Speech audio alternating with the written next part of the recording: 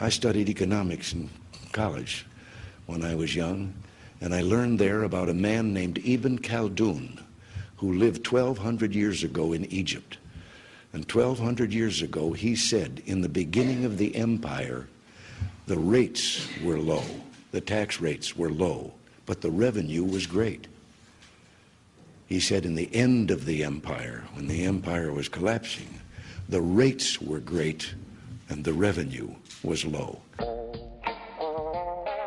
Ronald Reagan, Presiden Amerika Serikat yang ke-40, selama pertemuan di Gedung Putih saat bersama siswa sekolah menengah pada bulan November 1988, menceritakan sosok Ibnu Khaldun.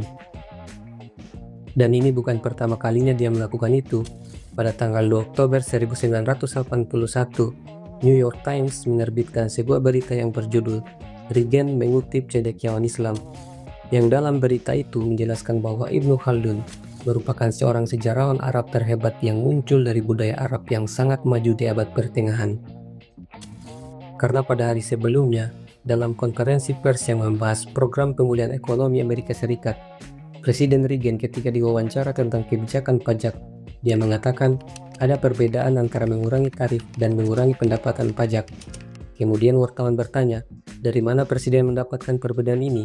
Lalu Reagan menjawab, pemotongan pajak semacam ini membawa kita kembali ke sebuah prinsip yang sudah ada sejak abad ke-14, ketika seorang filsuf muslim bernama Ibnu Khaldun berkata, pada awal dinasti, pendapatan pajak yang besar diperoleh dari pajak-pajak kecil. Pada akhir dinasti, pendapatan pajak yang kecil diperoleh dari pajak-pajak besar. Tak hanya Reagan, pendiri Facebook Mark Zuckerberg juga dalam postingannya di Facebook memasukkan buku Muqaddimah karya Ibnu Khaldun ke dalam daftar bacaan yang wajib dibaca di era digital. Meskipun sudah 700 tahun lalu diterbitkan, menurutnya Muqaddimah masih sangat relevan dan layak untuk dibaca. Tidak cuma untuk akademisi, buku ini juga penting untuk para pengambil kebijakan dan pebisnis. Masih banyak ungkapan serupa dari banyak tokoh terkemuka yang mengungkapkan kekagumannya atas karya dan pemikiran Ibnu Khaldun. Lalu, siapakah Ibnu Khaldun dan bagaimana karya-karya dan pemikirannya menginspirasi dan berperan penting pada perkembangan ilmu pengetahuan modern?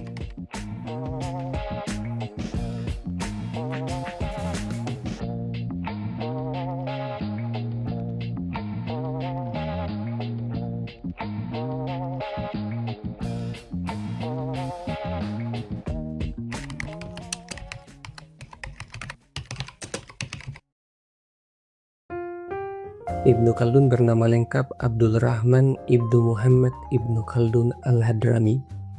Dia lahir di Maghrib, Tunisia pada 27 Mei 1332 Masehi. Keluarganya berasal dari Spanyol yang berpindah ke Maghrib, Afrika Utara setelah kekuasaan Umayyah di sana runtuh. Ia hidup di zaman setelah kesuksesan Rasulullah SAW, kesuksesan Khulafaur Rasyidin, kesuksesan kekhilafahan Umayyah, serta runtuhnya Umayyah, naiknya kekhilafahan Abbasiyah hingga runtuhnya Abbasiyah. Pada masanya peradaban Islam saat itu sedang tercerai-berai karena Baghdad diluluh-lantahkan pasukan Mongol pada abad ke-13 Masehi dan juga runtuhnya kekuasaan Umayyah di Spanyol. Dalam keadaan seperti itu, Ibnu Khaldun tumbuh menjadi manusia yang cerdas dan kaya ilmu. Sejak kecil dia sudah hafal Al-Quran dan mendalami ajaran Islam dari ayahnya. Dia juga menimba ilmu di beberapa universitas di Tunis dan Maroko saat dewasa. Ketika berusia 20 tahun, dia bekerja di bidang administrasi pemerintahan. Dia juga terlibat dalam urusan politik dan pemerintahan di Tunisia dan Maroko, hingga sempat menjadi utusan ke Spanyol dan menetap di Granada selama 1 tahun. Dia memang merupakan orang yang dinamis karena mempunyai beragam profesi, mulai dari ulama, hakim, ahli fikih, filsuf, ahli hukum, diplomat, pakar politik, dosen, sosiolog, sejarawan, hingga seniman dan penyair. Ibnu Khaldun menghabiskan sebagian besar hidupnya melakukan perjalanan dan mempelajari berbagai kebudayaan dan masyarakat. Pengalaman tersebut memperkaya wawasan dan pemikirannya yang tercermin dalam karya-karya monumentalnya.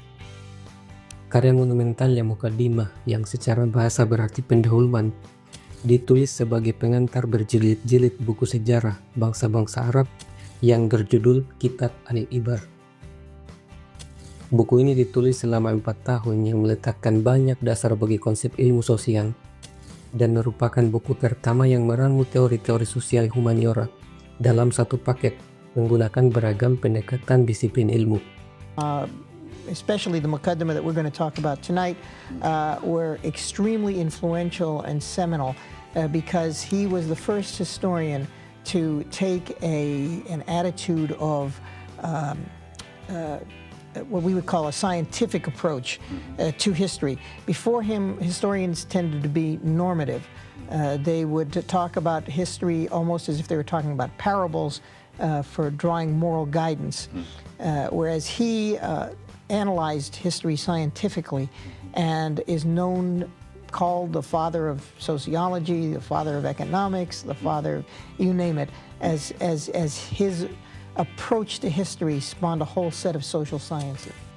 Mukaddimah ini disebut sebagai ensiklopedia yang membahas berbagai aspek kehidupan manusia, termasuk sejarah, politik, ekonomi, dan sosiologi. Ibnu Khaldun juga merupakan orang pertama yang menulis sejarah yang terstruktur dan sistematis. Dia memulai tulisannya dengan menjelaskan metodologi sejarah, pentingnya memahami faktor-faktor sosial, serta pengaruh ekonomi dan budaya dalam menganalisis peradaban manusia.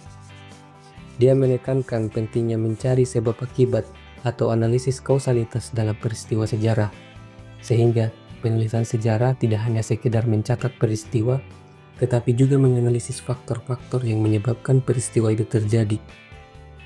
Dia juga melakukan kritik terhadap sumber-sumber sejarah untuk memastikan kebenaran dan keakuratan informasinya, yang hal ini merupakan dasar bagi penulisan sejarah modern yang menguatkan sejarah sebagai ilmu yang dapat dipertanggungjawabkan secara akademis atau ilmiah. What's really going on in the book is Ibn Khaldun is trying to give us a science of history, to lay down the fundamentals so that history can be done correctly. Sebelum adanya pemikiran Ibnu Khaldun, sejarah hanya berkaitan dengan pencatatan-pencatatan sederhana dari setiap peristiwa yang tidak memiliki perbedaan antara mana yang fakta dan mana yang hanya sebatas hasil rekaan. Sarjana Jerman Heinrich Simon mengatakan bahwa Ibnu Khaldun adalah orang pertama yang mencoba merumuskan hukum-hukum sosial.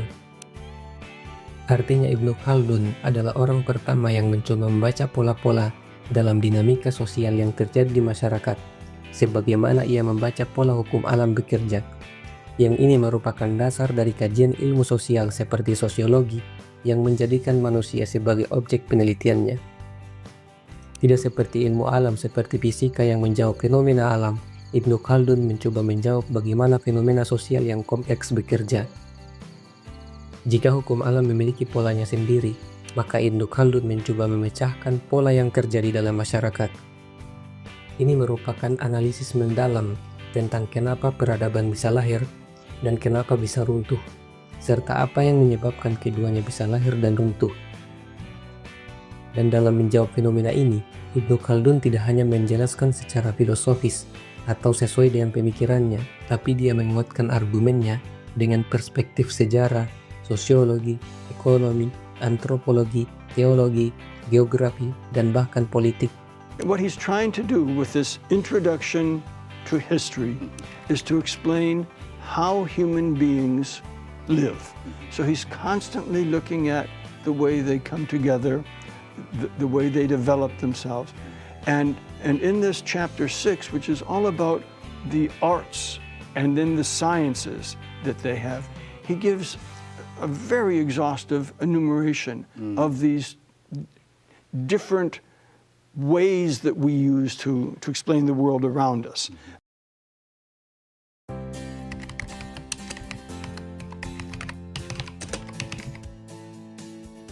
Mark Zuckerberg merekomendasikan buku Muqaddimah sebagai bacaan yang bukan hanya untuk para akademisi, tetapi juga bagi para pengambil kebijakan dan pebisnis. Karena pemikiran-pemikiran Ibnu Khaldun dalam bukunya bisa menjadi salah satu rujukan dalam menganalisis dinamika sosial yang terjadi di masyarakat. Presiden Amerika Serikat ke-40 Ronald Reagan mengutip Ibnu Khaldun ketika membahas ekonomi pada pembahasan pajak karena sebagai seorang pemangku kebijakan, ketika dia mampu membaca pola yang terjadi pada masyarakat, dia bisa membuat kebijakan yang tepat bagi keberlangsungan negaranya. Ini juga berlaku bagi seorang pebisnis. Ketika memahami bagaimana masyarakat bekerja, hal ini bisa membantu dalam menganalisis target pasar dan konsumen yang sesuai dengan produknya, dan bagaimana mempertahankan bisnisnya tetap bertahan di tengah masyarakat yang berubah-ubah. Ibnu Khaldun disebut sebagai pemikir yang jenius dan brilian yang melampaui zaman karena dia mencoba menjawab satu pembahasan paling kompleks dan rumit di dunia menggunakan argumen-argumen yang rasional dan berdasar.